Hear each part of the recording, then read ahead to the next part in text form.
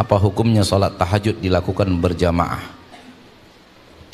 Pada dasarnya sholat tahajud dilakukan berjamaah ada di dalam hadis Nabi kita tercinta Muhammad sallallahu alaihi wasallam, karena Rasul sholat tahajud berjamaah.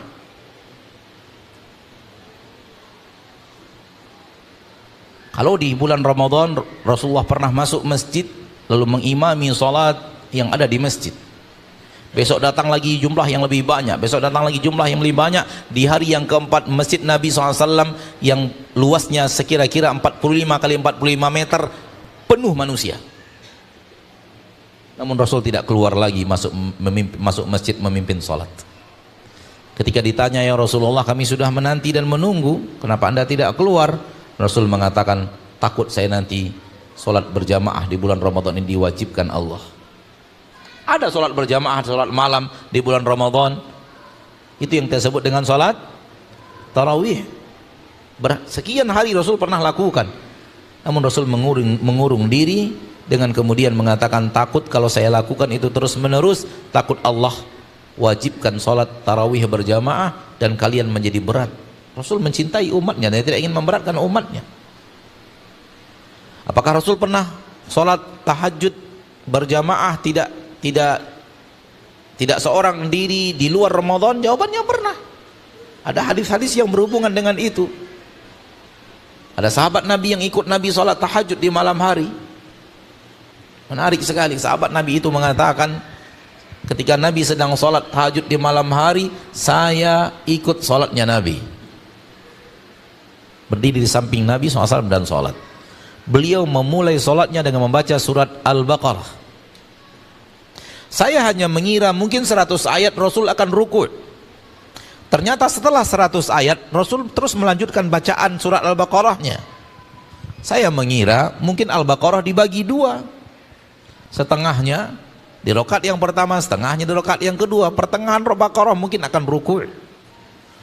Ternyata setelah pertengahan Rasul lanjut. Saya berkata di dalam hati, mungkin pas akhir Al-Baqarah Rasul akan sujud, akan ruku'. Ternyata setelah selesai Al-Baqarah lanjut surat An-Nisa, selesai surat An-Nisa lanjut surat Ali Imran. Begitu hadisnya. Kalau di dalam Al-Quran Al-Baqarah, Ali Imran dan An-Nisa. Namun di dalam hadis itu Rasul membaca Al-Baqarah, setelah itu An-Nisa, dan setelah itu 3 surat terpanjang di dalam Al-Quran dalam satu rakaat.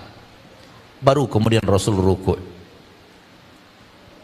Dengarkan perkataan sahabat, panjang ruku'nya hampir sama panjang berdirinya. Ini yang kita nggak kuat, Pak. Ini yang kita nggak kuat. Kalau mungkin berdiri sepanjang itu masih bisa dipaksa-paksain kayaknya, walau belum pernah coba ana. Sejujurnya belum pernah mencoba. Tapi mungkin kalau dipaksa-paksakan bisa. Karena di sana sini kita mendengar ada orang yang sholat malamnya sampai 4 dan 5 juz. Dan itulah jumlah ayat tadi.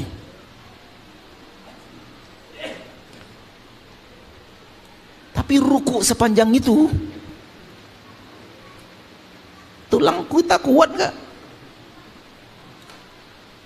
Kemudian Rasul berdiri, i'tidal, dan berdirinya hampir sama panjang dengan rukunya. Kemudian Rasul sallallahu alaihi wasallam sujud, dan sujudnya hampir sama panjang dengan berdirinya. Sampai-sampai saya punya niat yang buruk. Muridnya bertanya, apa yang anda niatkan? Tinggalkan Nabi sholat sendiri, saya pundur dan keluar dari sholat. Karena nggak kuat mengikuti sholatnya Nabi sallallahu alaihi wasallam.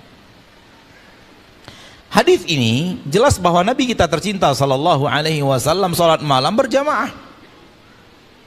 Namun di dalam hadis ini jelas bahwa Nabi tak membuat hari-hari tertentu dan pengumuman-pengumuman untuk mengadakannya di hari-hari yang ditunjuk. Tak mengkhususkan hari. Beliau sedang salat tahajud, sahabat masuk dan ikut tahajud. Berarti ada tahajud berjamaah. Namun yang ada di dalam hadis ini seperti yang kita dengarkan bersama tadi, bahwa tak ditentukan harinya. Rasul tidak mengatakan nanti malam saya tahajud, ayo datang. Enggak. Maka mengkhususkan suatu malam untuk tahajud, tak ada hadisnya kecuali bulan Ramadan saja, berjamaah. Namun apabila ada orang yang sholat tahajud, kemudian yang lain ikut, saya mau ikut sholat tahajud tanpa direncanakan, maka inilah yang sesuai dengan sunnah Nabi kita tercinta Muhammad sallallahu alaihi wasallam.